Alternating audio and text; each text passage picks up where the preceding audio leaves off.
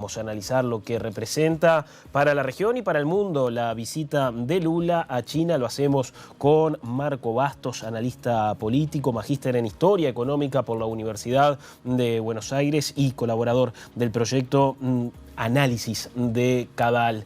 Bastos, el placer de saludarlo, de recibirlo en la pantalla de DirecTV. Buenas tardes. Un gusto, Pablo. Buenas tardes. ¿Qué representan estas imágenes? ¿Qué refleja este encuentro entre Lula y Xi Jinping? Bueno, hay dos temas ahí, ¿no? Primero, Lula, siempre la diplomacia presidencial, poner su personalidad en la diplomacia siempre fue algo muy importante para Lula desde hace 2003, cuando fue presidente por primera vez. Eso le hace lucir como estadista. A ver, yo no estoy diciendo Lula es un estadista, estoy diciendo que para la construcción de la imagen pública de Lula, del personaje Lula, eso le suma, ¿no? Sentarse con Xi Jinping, que es uno de los dos políticos más importantes del mundo, al lado de Joe Biden, o el jefe de Estado de la otra gran potencia. Eso hace Lula lucir internacionalmente, pero también hace el público interno como alguien que senta en la mesa chica de las grandes potencias, alguien que es recibido por los grandes líderes, lo que a su vez es una diferenciación con su antecesor Bolsonaro, que no tenía la mejor relación con muchos líderes. Y desde otro lado, eso demuestra que Brasil no pretende, bajo el gobierno de Lula, necesariamente seguir las directrices de Washington, D.C., muchos comentan que Brasil busca un no alineamiento entre Estados Unidos y China, pero algunos comentarios de Lula también sugieren un grado de amistad más grande hacia China que hacia Estados Unidos. Incluso el mandatario brasileño hoy señalaba que el vínculo que desea establecer con China no es únicamente comercial. ¿Cree que es definitivamente más político lo que pretende realizar Lula con este viaje? Sí, hay que ver qué sucede después del discurso, ¿no? Aunque el discurso de por sí ya es importante, pero si miramos desde un punto de vista del país, ¿no? Los países democráticos como son Brasil, Uruguay, muchos países de la región, bueno, según cada gobierno, el gobierno que se ha elegido pone su impronta a la política externa. El gobierno anterior, que estaba en Brasil, el gobierno de Jair Bolsonaro, era mucho más proclive a Estados Unidos, principalmente cuando Donald Trump estaba en la Casa Blanca, ¿no? Es decir, Bolsonaro no era tan proclive a Estados Unidos, era proclive a Donald Trump, pero eso significó que Brasil en aquel entonces firmó el acuerdo de aliado de la OTAN. Y bueno, ahora en ese momento Brasil, que es un miembro fundador del BRICS, con China, Rusia, India y Sudáfrica, se pone un poco más al lado de China. Lo que quiero decir a la audiencia es, eso no significa que Brasil necesariamente esté alineado con China, pero sugiere un grado de acercamiento que va más allá del comercial, como dijo Lula. Insisto, hay que ver después la página 2, pasado mañana, cuando baje el polvo, qué va a significar eso en tema de inversión, en tema de cooperación, pero lo primero es la predisposición, ¿no?, a cooperar. La predisposición, Lula dejó bastante claro que hay bastante predisposición de cooperar con China. Está claro. ¿Qué papel tiene Brasil con este tipo de iniciativas, por ejemplo, en el conflicto entre Rusia y Ucrania? Sí, Lula dio más de una vez declaraciones sobre el conflicto Rusia-Ucrania. El ex canciller Celso Amorín, que es uno de los asesores más cercanos a Lula, fue canciller por 8 años, estuvo recientemente en Moscú, estuvo reunido con Vladimir Putin por 1 hora, lo cual es un hecho bastante poco normal que un jefe de Estado, un dictador como Putin, esté reunido por 1 hora con un asesor presidencial, ni siquiera es un miembro del gabinete. Es decir, eso demuestra la importancia que Rusia le asigna a Brasil en sus relaciones exteriores. Desde un lado, eso todo puede significar que Brasil se alinea un poco más a los BRICS y fundamentalmente a China, que es el socio más importante de los BRICS, obviamente, en ser un actor contestatario del status quo internacional. Desde otro lado, una vez más, es un poco, no es muy excitante lo que voy a decir, pero esperemos un poco después de la página 2, cuando baje el polvo, cuál es la real capacidad de Brasil y de Lula de influenciar el rumbo de las acciones del conflicto Rusia-Ucrania.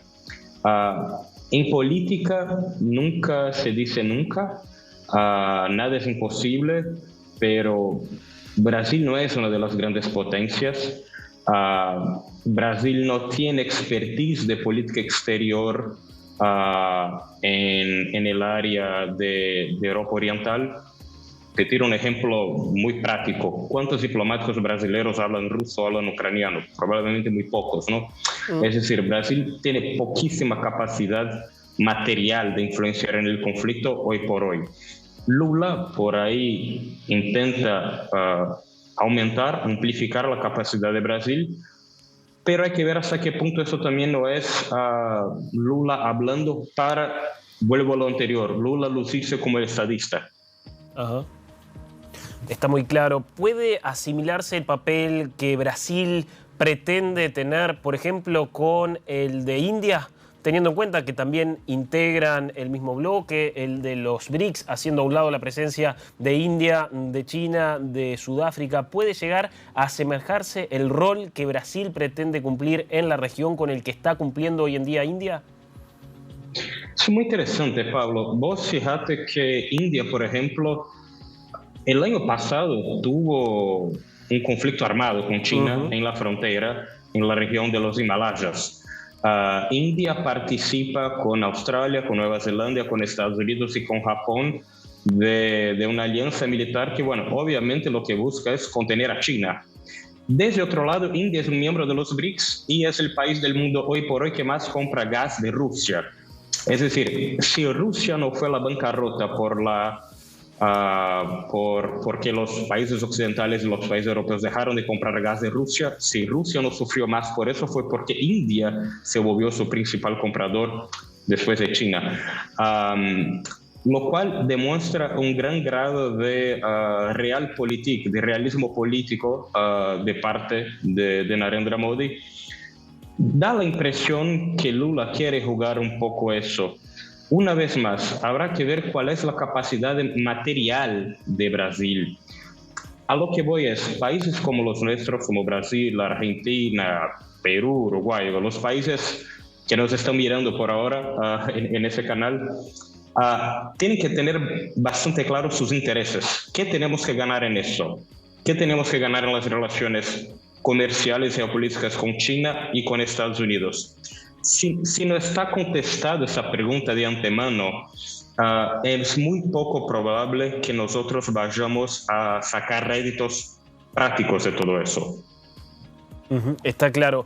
Como así también queda establecida la intención que tiene el presidente Xi en cada una de estas instancias de refrendar y seguir promoviendo la iniciativa global que ya ha sido introducida hace algunos años por el gobierno que lidera. Sí, a ver, hay dos temas respecto a los intereses chinos. China obviamente mira a Brasil como un socio sumamente importante en cuanto a, vuelvo a eso porque eso es muy importante, China es una potencia que contesta el status quo. El status quo es, el orden internacional actual es liderado por Estados Unidos, ¿no? La Unión Europea es un socio menor, le guste o no a los europeos, de Estados Unidos.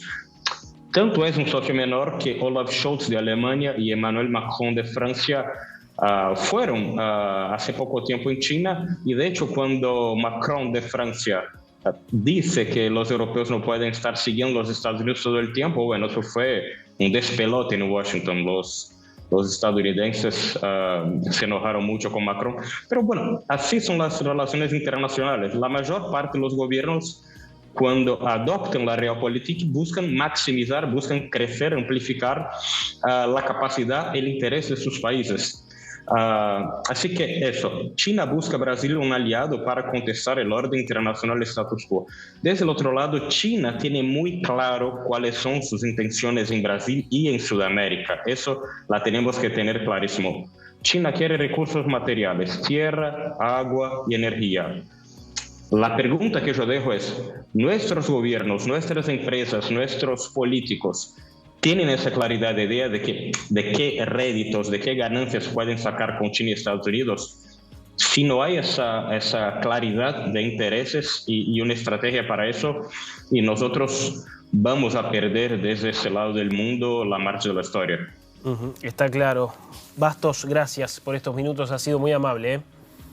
Fue un gusto y un privilegio. Gracias, del mismo modo, que pase bien. Era Marcos Bastos haciendo un análisis de esta situación, de lo que implica la visita de Lula por estas horas a la capital china.